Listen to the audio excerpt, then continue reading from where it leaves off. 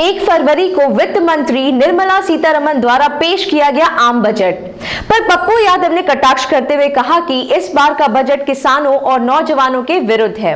उन्होंने कहा कि वित्त मंत्री ने आम बजट नहीं चुनावी बजट पेश किया है। वित्त मंत्री निर्मला सीतारमण द्वारा पेश किया गया बजट थकाऊ, पकाऊ, उबाऊ और बिकाऊ है। उन्होंने कहा कि डीजल पर 4 रुपए सेस बढ़ा दिया गया है, जबकि अंतर्राष्ट्रीय बाजार में आज कच्चे तेल की कीमत कम है, लेकिन फिर भी सरकार पेट्रोल और डीजल के दामों में बेतहाशा वृद्धि किए जा रही है। अब आप हमको बताइए कि 2091 किससे भी नीचे हो गई। प्रधानमंत्री के आर्थिक सलाहकार परिषद के पूर्व सदस्य रितिन राव का कहना है बिहार में जो विकास की कहानी वो सिर्फ 10 करोड़ लोगों तक सीमित है। मात्र ये रितिन राव जो प्रधानमंत्री के पूर्व सलाहकार है वो कह रहे यही 10 करोड़ जो खाता खरीदता है उसी से विकास दर तेजी आती है। 1 अरब से अधिक की आबादी की तुलना में यह कितना कम है इसको आप समझ लीजिए। अब आप हमको एक बात बताइए, मैं आपको बहुत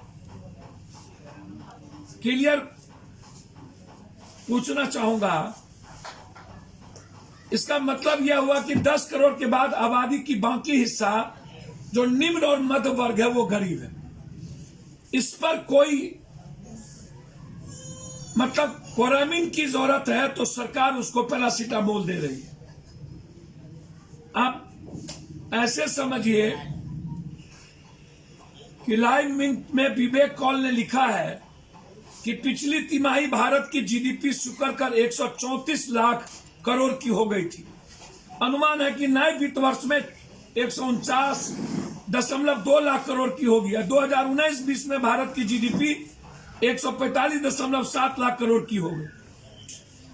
अब आप सोचिए कि विकास का क्या होगा, यह सोचने की जरूरत है। भारत की जीडीपी -23.9% थी। पिछली तिमाही में माइनस जो है 7.5% रहे। अब डबल डिजिट में जीडीपी की विकास दर चली जाएगी। ऐसा क्या कमाल होने जा रहा है। आपके पास 100 रुपये थे, उसकी कीमत घटकर 80 रुपया हो गई। और इसमें सुधार के लिए 80 से 90 होगा तब कोई कहा जा सकता है कि तेज रफ्तार। असली विकास तब माना जाएगा जब 100 रुपया 111 रुपया होगा और अभी 80 रुपया है। जीडीपी -23.9%, मतलब काफी घट गया। विकास दर 11% होगी या कहा जा रहा है। अब जो बजट इस बार पास हुआ है आप उसमें एपीएमसी एग्रो फंड के दायरे में लाया जाएगा। ये आप कह रहे हैं ई नाम से 1000 और मंडियां जोड़ा जाएगा और 22 पेरिसेबल कॉर्पोरेट में शामिल किया जाएगा। अब मंत्री जी 1.5 गुना एमएसपी देने की बात, पैसा कितना दिए कोई ऐलान नहीं। बंगाल, मैंने कल भी कहा था कि बंगाल और असम में इन्होंने कहा 1000 करोड़ रुपया का टी वर्कर्स के लिए चुनाव के कारण। और वित्त मंत्री ने आज कहा कि 2022 में राजकीय कोष घाटा 6.88 रहेगा, जब खुद वो कह रहे हैं market gross boring 12 lakh crore रुपया रहेगी। और 2025-26 के लिए लक्ष्य 4.5 रखी गई है। 25-26 और अभी 6.8। अब आप हमको बताएं, ये जो झूठ का पुलिंदा है बिहार में, इस बजट में ना तो रोजगार सृजन की बात की गई है, ना ही शिक्षा और कृषि से संबंधित कोई उपाय बताए गए हैं। इस बजट में सिर्फ बेचने की बात की गई है। किसानों को बिजली सब्सिडी भी नहीं मिलेगी। सरकार की योजना देश बेचने की है। उनके राहत के लिए कोई व्यवस्था नहीं की गई है। इसी के साथ उन्होंने कहा कि इस बजट को बंगाल, आसाम, केरल और तमिलनाडु में होने वाले चुनाव को ध्यान में रखकर तैयार किया गया है और बिहार जो कई वर्षों से विशेष पैकेज की मांग कर रहा है, उसे इस बार भी कुछ नहीं मिला। बिहार के लिए विशेष पैकेज की मांग को दोहराते हुए पप्पू यादव ने कहा कि पूंजी के अभाव में जो कुछ कारखाने बचे हुए थे वह भी बंद हो रहा है। बिहार में बंद पड़े कारखानों को खोलने के लिए विशेष पैकेज की आवश्यकता है।